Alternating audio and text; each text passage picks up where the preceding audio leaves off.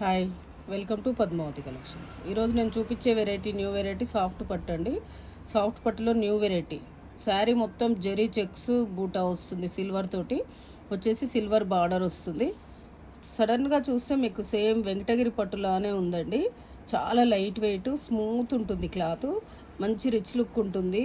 శారీస్కి కానీ మీకు హాఫ్ శారీస్కి కానీ చాలా బాగుంటుందండి. శారీ మొత్తం ఇలా జరీ చెక్స్ వచ్చేసి, పళ్ళు వచ్చేసి కాంట్రాస్ట్ వస్తుంది.